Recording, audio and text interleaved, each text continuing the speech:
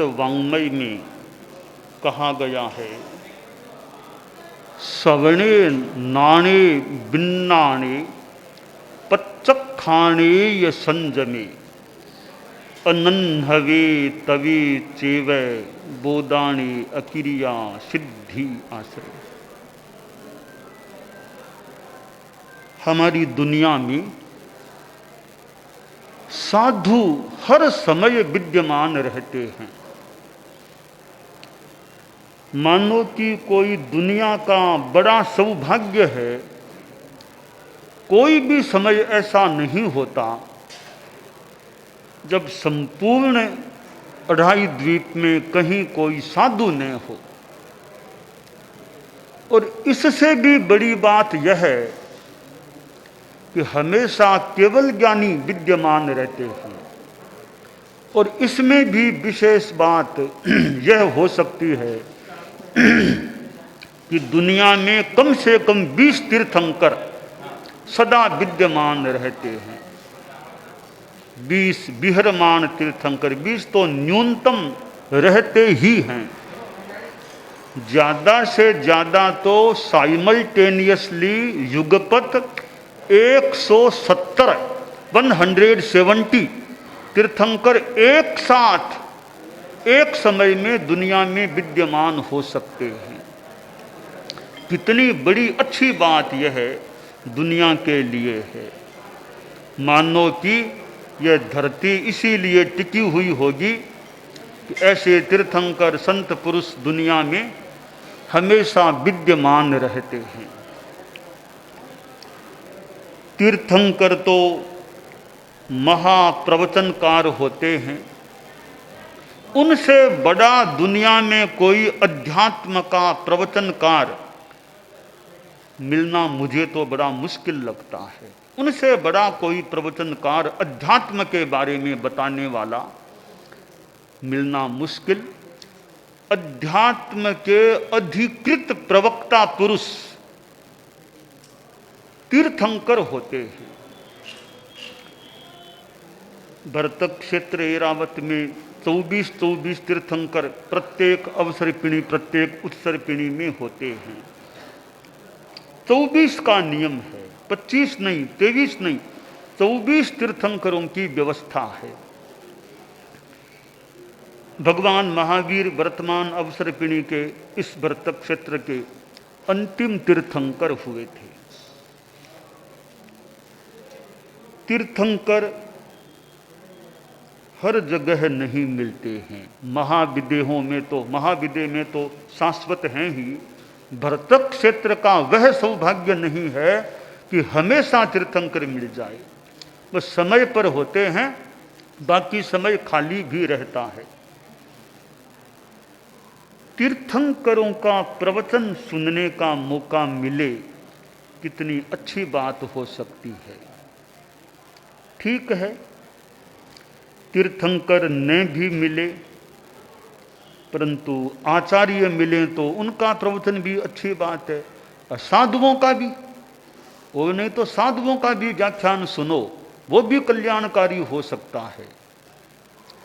और प्रवचनी क्या, साधु नाम दर्शनम पुण्यम तीर्थभूता ही साधव है तीर्थम फलति काले न आश्रय सद्य है साधु समागम है। कि साधुओं के तो दर्शन मिलने भी बहुत अच्छी बात है। वाणी की तो आगे की बात है, दर्शन मिलना भी बहुत अच्छी बात है। साधु तो तीर्थ के समान होते हैं। ये तो जंगम तीर्थ है, साधु तो चलते फिरते तीर्थ हैं। तो उनके दर्शन मिलना भी बहुत बड़ी अच्छी बात होती है। एक जगह संस्कृत में कहा गया है,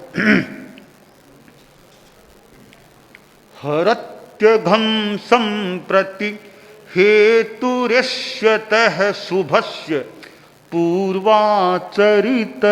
कृतं शुभैः शरीर भाजां भवदीय दर्शनं जनक्ति कालत्रितयेऽपि योग्यताम्। हम यूँ लें कि संत पुरुष हैं, उनके दर्शन मिलते हैं तो कवि ने कहा तीनों कालों से वह संबंधित बात है, तीनों कालों में योग्यता को प्रकट करने वाली बात है कि कैसे हरत्यघम संप्रति, वर्तमान में तुम साधु के भक्ति से दर्शन करोगे तो कर्म निर्जरा होगी, बंधन से कर्म निर्जरा होती है। तो ये वर्तमान में क्या लाभ हुआ कि अघम हरति, पाप का हरण करता है साधु दर्शन, यानी हमारी तात्विक भाषा में कर्म निर्जरा होती है। हेतु रेश्यतः शुभस्य, और भविष्य के शुभ का हेतु है। मैं आगम की बात के आधार पर बताऊं तो बंधन से निर्जरा भी, साथ में पुण्य का बंध, तो पुण्य का बंध भविष्य से संबंधित हो गया। तो ऐश्यतः शुभस्य हेतु, भविष्य के शुभ का हेतु बनता है साधुओं का दर्शन का। ठीक है, वर्तमान का मान लिया, भविष्य का मान लिया, अतीत के साथ क्या संबंध हुआ साधु दर्शन का? अतीत से भी कवि ने कहा है संबंध है। कैसे? पूर्वाचरितई कृतम शुभम, कोई पहले तुमने ऐसा सत्कर्म किया होगा तब तुमको साधुओं का दर्शन मिला। तो अतीत में कोई अच्छे कर्म किए होंगे तब साधुओं के दर्शन मिलते हैं। यानी महापुरुषों के, साधुओं के दर्शन भी बड़े महत्वपूर्ण होते हैं। फिर उनकी वाणी को सुनने का, प्रवचन को सुनने का मौका मिल जाए तो कहना ही क्या, उससे तो बहुत लाभ, बहुत लाभ, कितने 10 लाभ हो सकते हैं। पहला लाभ है श्रवणे, यानी साधुओं की पर्युपासना करो, श्रवण माहन की पर्युपासना करने से दर्शन तो मिल ही गए। अब आगे और क्या लाभ है? श्रवणे, कुछ सुनने को मिल सकता है, कोई तत्वज्ञान की बात मिल जाए, कोई अध्यात्म का पथ दर्शन मिल जाए, जीवन जीने की आध्यात्मिक कला मिल जाए, तो सुनने को मिल सकता है साधुओं की उपासना करने से। अभी ठीक है, अच्छी बात है, सुनना, साधु की पवित्र वाणी सुनने से मानो कानों को, कान धन्य हो जाते हैं। साधु की पवित्र वाणी कोई सुन ले, कान धन्य किस रूप में हो, पर आत्मा धन्य हो सकती है, चित्त धन्य हो सकता है। तो चित्त धन्यता में भी कान माध्यम बनेंगे ना, इसलिए कान को भी धन्य मान ले। अब बात है कि सुन तो लिया, सुनने से क्या होगा? सुन लिया एक बार, वो कई लोग कभी कभी बात आ सकती है, आती होगी कि नहीं क्या खाली सुनते, रोज सुनते हैं, जीवन में क्या उतारा, रोज महाराज के जाते हैं, जीवन में क्या आया, ऐसे गुस्सा, ऐसे झगड़ा करते हैं। यह बात कभी कभी लोगों के द्वारा आ सकती है। हमारे संत लोग भी बैठे हैं कि प्रवचन सुनने रोज जाते हैं हमारे वो, पर जीवन में क्या, घर आए झगड़ा शुरू हो जाता है। बेकार है उनका जाना, बखान सुनना करना। मैं इस बात को ठीक नहीं मानता हूं। मेरा चिंतन है झगड़ा करना उसकी कमजोरी हो सकती है, पर व्याख्यान सुनने से झगड़ा थोड़ा ही सीखता है वो। व्याख्यान सुनना बुरा नहीं है। कहते हैं इतनी सामायिक करता है, क्या आया जीवन में, झगड़ा करता है ना। अरे सामायिक को बुरा मत कहो, सामायिक बुरी नहीं है, झगड़ा करना बुरा मान लो, पर सामायिक को गलत मत मानो। क्यों नहीं मानो? इसका एक कारण है। कारण यह है कि मान लो झगड़ा करता है, झगड़ा करना उसके मोहनीय क्रम का उदय हो सकता है, पर सामायिक करने से तो कुछ न कुछ मोहनीय क्रम को शांत होने का ही मौका मिल सकेगा। सामायिक से मोहनीय क्रम उग्र नहीं बनता है। तो सामायिक झगड़े का कारण नहीं है, झगड़े का कारण अन्य है, वो मोहनीय क्रम का उदय हो सकता है। दूसरी बात, कोई कहता है कि नहीं मेरे पिताजी आपके संतों के पास इतने आते हैं, घर में आकर तो झगड़ा करते हैं, हम इतना बोलते हैं करते हैं। तो मैं सोचता हूं तुम्हारे पिताजी ने मान लो तुमको कह दिया, टोक दिया, बोल दिया, उसको तुमने देख लिया कि पिताजी ने मुझे कड़ा कह दिया, वो गुस्सा कर लिया। तुम यह बताओ तुम्हारे पिताजी कभी शराब पीते? नहीं नहीं, शराब की तो सवाल नहीं, शराब तो बिल्कुल दूर रहते हैं।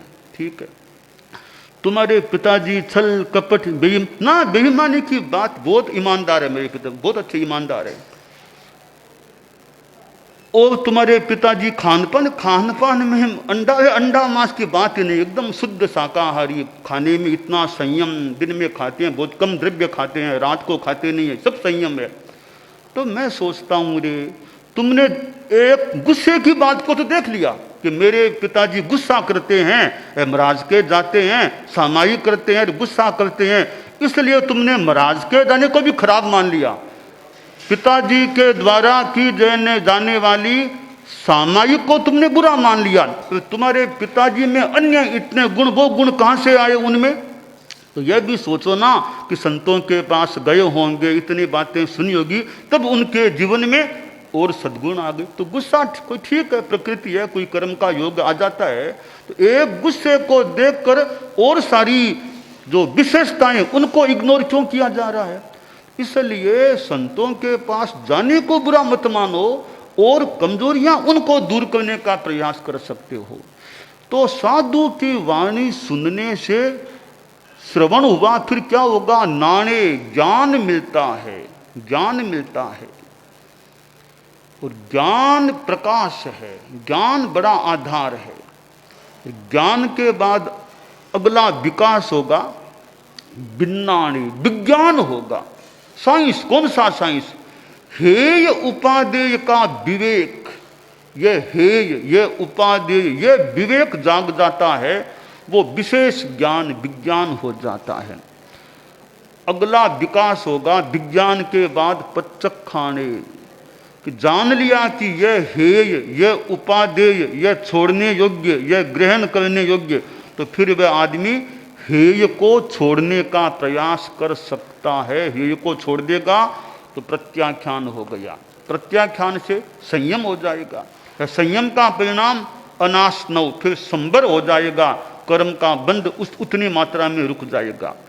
और संबर हो गया, सम्यक्त्व संबर आ गया, सर्ववृत्ति संबर आ गया, फिर शुभ योग जो भी काम करोगे ना, साधु है, साधु का चलना भी तप, साधु का बोलना भी तप, साधु का खाना भी तप, साधु का लेखन भी तप, यानी जो भी वो साधु शुभ योग करता है वो सारा का सारा तप हो जाएगा।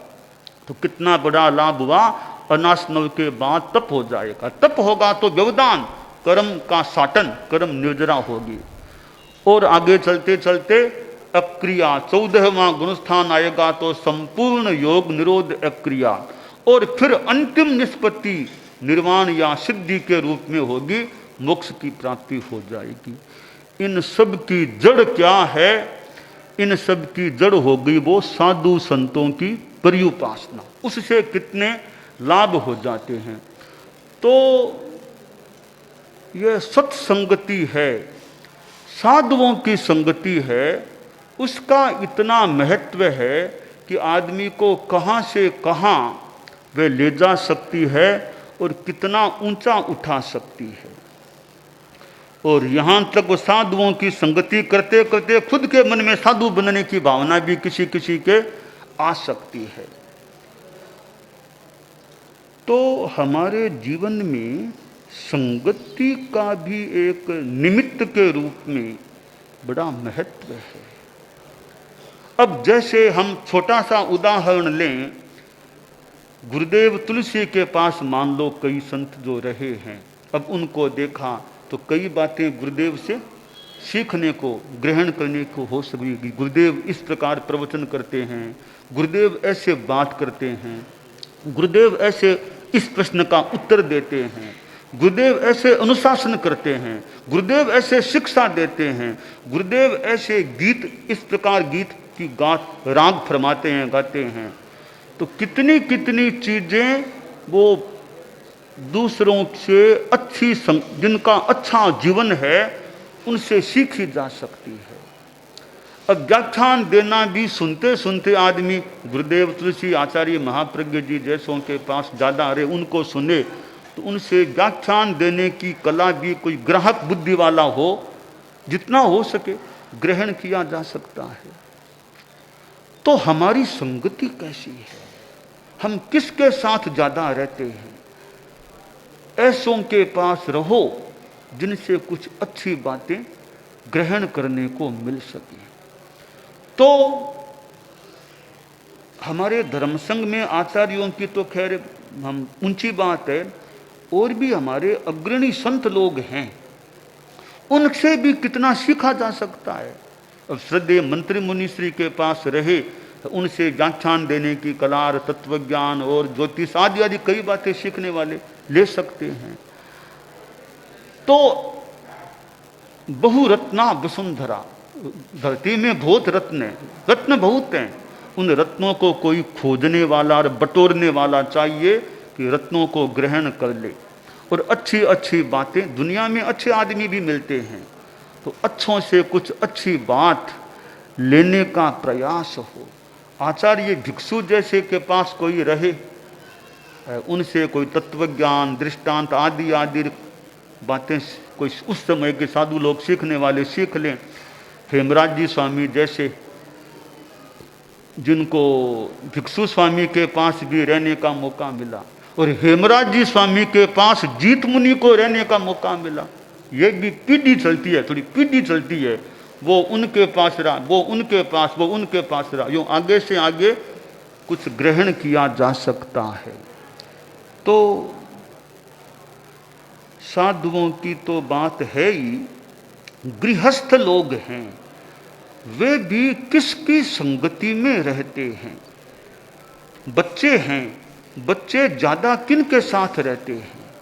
अच्छे बच्चों के साथ रहते हैं तो अच्छाइयाँ भी ग्रहण हो सकती है, ऐसे बच्चों के साथ रहें तो कुछ गलत बातें भी जीवन में आ सकती हैं। हमारी भाषा कैसी है, एक अच्छे लोगों के पास रहेंगे तो हमारी भाषा शिष्ट शालीन अच्छी बन सकती है। अब भाषा में है क्या, भाषा हमारी मिष्ट है और भाषा हमारी शिष्ट है, तो भाषा हमारी विशिष्ट है। फिर भाषा में और क्या, मिष्ट हो शिष्ट हो तो भाषा विशिष्ट हो जाती है। भाषा में न मिष्टता है न शिष्टता है तो फिर भाषा बहुत हल्के स्तर की भी रह सकती है। तो हम कैसे बोलते हैं, हम शब्दों का प्रयोग कैसे करते हैं, बस थोड़ा सा ध्यान दे लेते हैं तो हमारी भाषा बहुत अच्छी बन सकती है। अब बोलने की समझ की बात है, तरीके की बात है। वो एक राजा था, तो एक पास पड़ोस में दूसरा राजा उसका मित्र था, अपने दूत से कहा कई दिन हो गए, उनके पास जाओ, मेरे सुख संवाद बोलो, उनके भी समाचार लाओ, और जाओ तो कुछ भेंटना भी दे देना मेरी ओर से। तो एक दूत गया तो कुछ कपड़ा और भी भेंट देने के लिए ले गया, राजा से मिला, अच्छा आए हो दूत, हाँ महाराज मालिक ने भेजा है, आओ बैठो बैठो। सम्मान किया, कैसे हैं, ठीक है ना, वो हाँ बिल्कुल ठीक है, आपके कैसे, बिल्कुल ठीक है। थोड़ी सामान्य बातें हो गई। फिर दूत बोला, अंदाता महाराज ने कुछ भेंट आपके लिए दी है। अच्छा क्या, लो लो, क्या क्या दिया है। उसने खोला, ये कपड़ा निकाला, ये कपड़ा, अच्छा उन्होंने दिया, उन्होंने भेजा है। अब देखिए भाषा की बात ना समझे कह दें, भाषा की बात, अंदाता ये कपड़ा भेजा है, आपके कफन में काम आ जाएगा, आपके कफन में कभी काम आ जाएगा, कपड़ा आपको दे रहे हैं। राजा इतना रुष्ट हुआ, क्या फालतू है, ऐसी बात बोलते हो, जाओ जाओ यहाँ से। तो अपमान करके निकाल दिया उसको। गया अपने वहाँ राजा के पास, पूछा भी आ गए, आ गए, क्या क्या महाराज, बहुत मेरा अपमान, तुमने क्या किया। कि मैंने अंत में कहा था यह कपड़ा भेंट किया, फिर कहा यह आपके कफन में काम आ जाएगा। ऐसा कभी बोलने की होती है, छोड़ो बैठो। अब दूसरे दूत को भेजा, वो ऐसे ही कपड़ा दे के वो भी गया। अंदाता हाँ आ गया, वहाँ किया, वहाँ से, हाँ ठीक है, वहाँ से आयो ना, ठीक है ठीक है। राजा दिमाग थोड़ा तेज में था कि वहाँ से पहले आया था, वैसा ही बोलता था। हाँ महाराज थोड़ा समय चाहिए, ले लो बैठ जाओ, बोलो क्या बात है। थोड़ा वो खुश नहीं था राजा कि पता नहीं फिर क्या बोलेगा यहाँ आकर के। मालिक ने भेजा है, आपके कुशल क्षेम सब ठीक है, उनके उन ठीक है। ये थोड़ा भेंट, भेंट, हाँ क्या भेंट है। वो कपड़ा निकाला, सोच अब तक क्या बोलेगा, ये क्या, अब क्या बोलेगा। राजा था, क्या बोलेगा, सुनू क्या बोलेगा। जो कहा महाराज मेरे मालिक ने कहा है, यह कपड़ा तो निमित्त प्रतीक है, मेरा मूल संदेश है इस कपड़े में जैसे ताने बाने हैं, वैसे हम दोनों राज्यों के संबंध इन तानों बानों की तरह मजबूत बने रहेंगे। यह हमारी मंगल कामना है। हमारे प्रेम के संबंध बने रहें इन तानों बानों से, यह हमें संदेश लेना है। अच्छा, बहुत अच्छी बात कही है। राजा खुश हो गया, लौटा वहां, बोलो कैसा अंदाता, बहुत खुश थे, बहुत खुश थे। तो यह भाषा शिष्ट विशिष्ट कैसी क्या है, वो इसका अंतर पड़ता है। तो हमारी भाषा कैसी, सत्संगत अच्छे लोगों के, आचार्य महाप्रज्ञ जी के पास कोई रहे तो भाषा का प्रयोग सीखा जा सकता है। वो कैसे बात करते थे। मैं एक बार, मुझे याद आ गई, मैं थोड़ा छोटा था, काम में आ गया, थोड़ा छोटा था, तो मैंने कहा आज तो मेरे काम है, आज मीटिंग भी है, मेरे काम है, आज मैं मीटिंग में नहीं आना चाहता, मेरा दूसरा काम है। तो बच्चा था, मैंने नहीं आऊँ, मेरा दूसरा काम आज। अब आचार्य श्री ने कितनी भाषा की गरिमा कि दूसरा काम है तो ठीक है, देखो मीटिंग में तुम्हारा रहना बहुत उपयोगी है, मीटिंग में गोष्ठी में तुम्हारा होना बहुत उपयोगी है, किंतु आज और काम है, आज भले काम कर लो। यानी कितना मुझे मान दिया कि तुम्हारा मीटिंग में होना बहुत उपयोगी है, आवश्यक है, किंतु आज और काम है, आज भले वो काम कर लो। तो मेरी मानी मीटिंग में रहने की उपयोगिता बताई, फिर कहा तुम और काम कर लो बोले, वरना फरमाया ठीक मताओ काम करो, मताओ क्यों, तुम्हारा रहना आवश्यक है, फिर भी वो काम कर लो बोले। ये उनकी भाषा की एक विशिष्टता मानता हूं कि मेरे जैसे, उस टाइम तो मैं नया छोटा ही था, तो भी संभवतः छोटा ही था, तो मेरा एक मान भी रखा है, मुझे अवकाश भी मान लो दे दिया। तो हम भाषा कैसी काम में लें कि एक छोटे व्यक्ति को भी मान सम्मान के साथ अवकाश देना, नहीं कि उसकी उपस्थिति को सामान्य मान के अवकाश देना। तो खैर उनकी कृपा मान लें या उनकी नज़र में मेरा भविष्य अच्छा, जो भी होगा, उन्होंने मुझे एक तरह से, जितना मुझे याद आ रहा है वो बहुत पुरानी बात हो गई, कितना, अब उनकी भाषा कैसी थी। तो आचार्य महाप्रज्ञ जी से कोई सीखे कि कैसे बात करते हैं। वे बात में गुस्से में कितनी बार आते थे। हम संत लोग उनके पास रहे हैं, पूरे बरस में कितनी बार उनको जोर जोर से आवेश में बोलते किसी ने देखा होगा। तेजी भी करते तो उसमें भी कितनी वो कई बार गरिमा रखते। दिल्ली में एक बार थोड़ा मर्यादा महोत्सव था, 1987 के करीब बात होगी, तब थोड़ा वो मर्यादा महोत्सव के दिन कुछ लोगों ने थोड़ा सा एक अशालीनता प्रोग्राम में कर दी थी। गुरुदेव तुलसी विराजमान थे, वो एक घटना प्रसंग था, थोड़े लोग ऐसे बोलने लग गए। उसमें युवाचार्य श्री महाप्रज्ञ जी थे, कड़ाई से फरमाया, उसमें भी उनकी शालीनता मुझे लगी कि तेरा पंथ के आचार्य विराजमान, उनके सामने ऐसा व्यवहार कैसे किया जा रहा है। और फिर कहा आपको इच्छा न हो तो आप अपने घर में सामायिक भले कर लो, पर ऐसी उच्छृंखलता या नहीं करनी चाहिए। तो उनका भाषण में तेजी तो थी, तो तेजी में भी उनके मुझे लगा शालीनता, भाषा की शालीनता थी। तो हम बड़ों के पास रहें तो बड़ों से कुछ बड़ी बड़ी बातें सीख लें तो हमारा जीवन भी बड़ा बन सकता। और बड़ा होता क्या है, बड़ी बातें हैं तो आदमी बड़ा बन सकता है। नमन खमन अरु दीनता सबका आदर भाव, कहे कबीरा वही बड़ा जाका बड़ा स्वभाव। बड़ा आदमी वह है जिसका स्वभाव बड़ा, आचरण बड़ी, वो बड़ा है जिसमें नम्रता हो, क्षमाशीलता हो, ये भक्ति भावना हो, सबका आदर भाव, ये गुण है तो आदमी बड़ा है। ये गुण नहीं है उल्टा ज़्यादा वो उद्दंडता आदि है तो आदमी छोटा हो सकता है। तो ये सत्संगति से आदमी उच्चता को प्राप्त हो सकता है।